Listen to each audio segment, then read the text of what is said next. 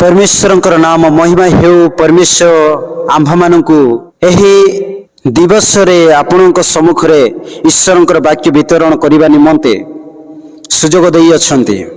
आंभे माने गोटे वाक्य पठन करिवा ताहा मलाखी पुस्तक 3 अध्याय 8 पद। मनुष्य की परमेश्वर द्रव्य चोरी करिवो, तथापि तुम्भे माने आंभर द्रव्य चोरी करुवछ। मात्र तुम्भे माने कहुवछ आंभे माने की रूपे तुम्भर द्रव्य चोरी करुवछु, दशमांश रे वो नैवेद्य रे। आंभे माने ई स्थान रे आसीअछु मोर प्रिय माने। अनेक लोक माने आंभे माने परमेश्वर को गृह को साधु बेश रे आसी थाउ, किंतु परमेश्वर पॉकेट मारिकी चली जाऊ। परमेश्वर कहती आंभर लोक माने आंभ को धक्का देउछंती। परमेश्वर कहती आंभर लोक माने पॉकेट मार लोक माने, आंभर लोक माने चोरी करिबा लोक माने।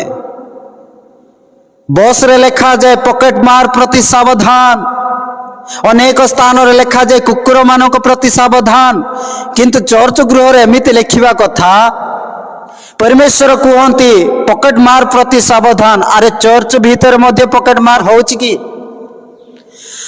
चर्च भीतर मध्य पॉकेट मार होउची की? होउची आज्ञा। कहार मारी दौनांती आज्ञा। मनुष्य मनुष्यर पॉकेट मारी दौनांती, किंतु मनुष्य है कि परमेश्वर पॉकेट मारी दौछंती। मनुष्य है कि परमेश्वर द्रव्य को चोरी करुछंती। चर्च गृह को जो द्रव्य आसीबा कथा ताहा चर्च गृह को आसु नहीं, निज गृह रे रहुअछि। जेतिकी पर्यंत निज गृह रे रहउथिबो सेतिकी पर्यंत निज परिवार बेमार रे रहउथिबो। मोर प्रिय माने आंभे माने तो आसुअछु भल भावरे प्रार्थना करुअछु अति उत्तम भावरे, किंतु परमेश्वर सानिध्य को आसिकी आंभे माने एमिति प्रार्थना करुछु जेपरि कि अन्य लोक माने जदि देखिबे ये बहुत आत्मिकता रे बढु अछि, बहुत स्पिरिचुअल लोकटा बोली कहि कि लोक माने कहिबे, किंतु आंभे माने परमेश्वर निकट को आसिकी परमेश्वर द्रव्य को चोरी करिके चली जाउछु। परमेश्वर वाक्य कौन कहूअछि? मनुष्य की परमेश्वर द्रव्य चोरी करिबो। अरे मनुष्य किपरि भाव द्रव्य चोरी करिबो? मोर प्रिय माने मनुष्य परमेश्वर द्रव्य चोरी करि पारिबो कि? हाँ, निश्चित भाव चोरी करुअछि आज्ञा। तथापि परमेश्वर कहउछन्ते तथापि तुम्भे माने आंभर द्रव्य चोरी करुअछ। आंभे माने जानि पारुना आंभे परमेश्वर द्रव्य किपरि भाव चोरी करिवछु। आमे माने जानि पारुना परमेश्वर द्रव्य आमे माने किपरि चोरी करुअछु। आमे माने प्रश्न रे भाली हेकि रहउछु, किंतु परमेश्वर कहउछन्ति तुम्भे माने किपरि चोरी करुअछ? तुम्भे माने जानि नाहो। तुम्भे माने चोरी करुअछ दशमांश रे कि नैवेद्य रे, ताहा तुम्भे माने जानि पारुना हो। दशमांश होछि परमेश्वर आह्वान करिथिबा प्रिय व्यक्ति मानकर, आपणक मंडलीर आपणक जाजक मानकर दशमांश भाग अटे। आपण माने जहाँ भी दशमांश देबे सही दशमांश आपणकर मंडलीर पालकर भाग अटे, किंतु आपण माने सही दशमांश भी खाई दउछंती। आ आपण माने कहिबे आंभे माने की रूपे परमेश्वरकर द्रव्य चोरी करुअछु। मोर प्रिय माने आंभे माने जानि पारुना हो, आंभे माने मासिक दशमांश मध्य परमेश्वर सम्मुख को आणुना हो। परमेश्वर कहउछन्ति आंभ भंडार को जेपरि खाद्य रहइबो सेतिपाई दशमांश आनो। आंभ भंडार को जेपरि खाद्य रहइबो सेतिपाई दशमांश आनो, किंतु आंभे माने परमेश्वर को गृह को न देकी आंभे माने आंभ गृह रे रखुअछु। सेतिपाई परमेश्वर 9 पद रे कहउछन्ति तुम्भे माने अभिशाप रे शापग्रस्त होइअछ। हाँ हाँ, आंभे माने किपरि अभिशाप रे शापग्रस्त होइअछु? परमेश्वर को दशमांश देउना हो, किंतु आंभे माने अभिशाप रे मुक्त हेउ बोली कहि कि भाबुछु। आंभे परमेश्वर को दशमांश देउना हो, किंतु आंभे माने अशांति ठारो शांति रे रहू बोली कहि कि भाबुछु। आंभे दशमांश देउना हो, किंतु आंभे माने अनेक रोग रे पीड़ित हेतिबा लोक मानकु सुस्थ हुअन्तु बोली कहि कि भाबुछु, किंतु परमेश्वर सही सब करिवे नाही। जे पर्यंत आमे माने दशमांश देना हो से पर्यंत परमेश्वर से ही सब समाधान करिवे नाही। मोर प्रिय माने आपण माने दशमांश आनिकी देखंतो समस्त अभिशाप तुम मानक ठारू दूरे जीव। परमेश्वर आपण मानक आशीर्वाद ही आशीर्वाद करबा निमंते चाहंती, किंतु एपरि लोक माने आनिबा निमंते चाहू नाहंती। रोग बेमार जदि हेबे से माने अन्य लोक मानक प्रति पैसा देबा पर रेडी हेई थांते। बुझी पारुथिबे मो कोन कहबा निमंते चाहे।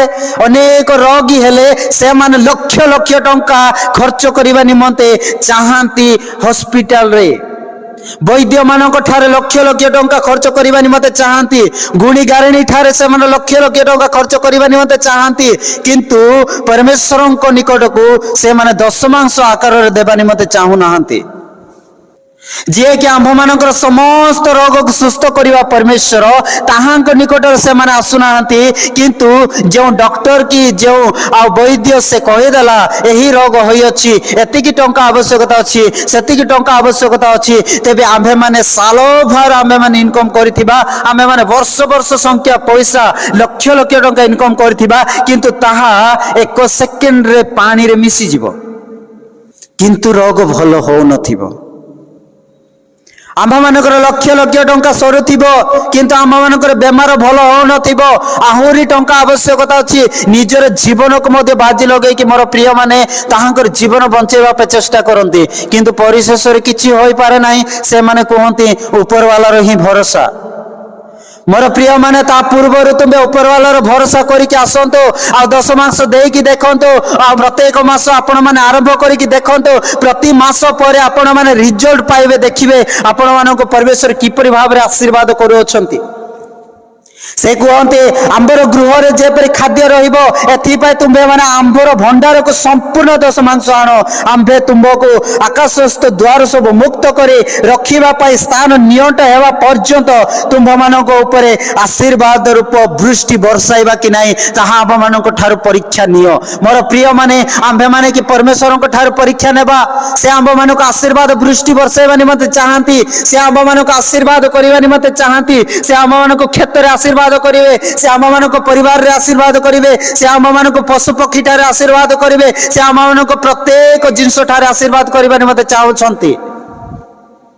आंभे माने जदि ताहांक निकटर दशमांश रूप आणु अछु, दशमांश रूप जदि आंभे माने ताहांक सम्मुख रे आणु अछु, से प्रत्येक जिंस को आंभ मानक निकट को आनिबा निमंते चाहंती। प्रति क्षेत्र रे आंभ मानक फलवान करिबा निमंते चाहंती। मोर प्रिय माने आपण माने एपरि सेव किणी के आनी थिबे 1 किलो, किंतु अधा सड़ी जाइथिबो, अधा भलो थिबो।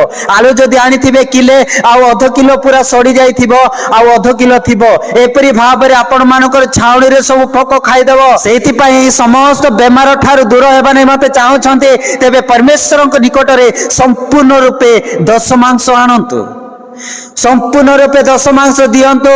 कहीं ना परमेश्वर चाहती समस्त लोक माने से माने मोहर आशीर्वाद प्राप्त हुअंतु।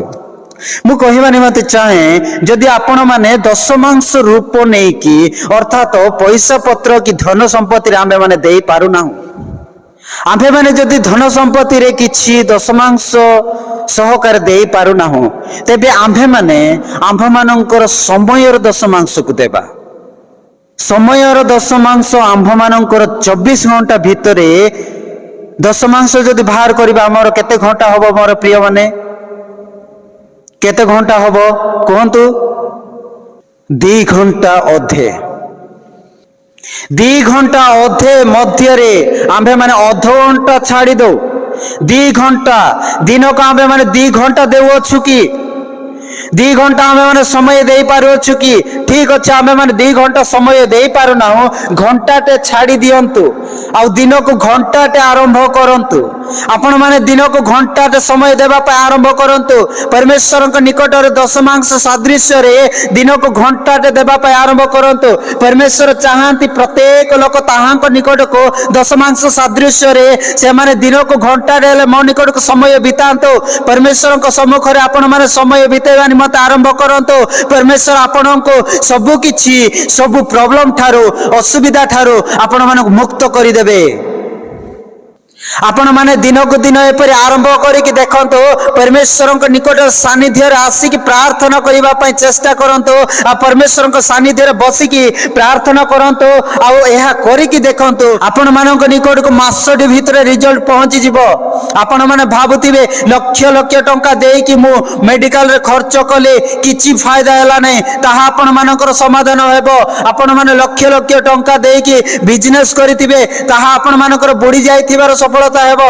आपण मानकर लक्ष लक्ष टंका देई कि धान लगेइथिबे ताहा आपण मानकर सफल हेबो। आपण माने लक्ष लक्ष टंका देई कि जे कोनोसी कार्य रे लगेइथिबे ताहा मध्ये आपण मानकर सफल हेबो। लक्ष लक्ष टंका हम मानकर वर्ष वर्ष संख्या नै कि आम्भे माने असफलता रे बुडी जाइथिबा, किंतु आम्भे माने दशमांश अनुसार आम मानकर समय देई कि देखिबा परमेश्वर आम्भ माननको फलवान करिबा निमंते चाहंती। परमेश्वर आम मान को आशा देखेबे, परमेश्वर आम मान को फलवान करेंगे, पाचिला बादाम आम मान को फल देवे। हालेलुया। सही परमेश्वर को निकट को आम्भे माने न आसी आम्भे माने टंका वितरण करिबा जगह को जाऊ अछु। परमेश्वर को सम्मुख रे समय दियंतु। परमेश्वर आपण को परिवार रो समस्त रोग को सुस्थ करिवे। परमेश्वर को समय दियंतु। परमेश्वर आपण मानकर अशांति को शांति रे परिपूर्ण कर देबे।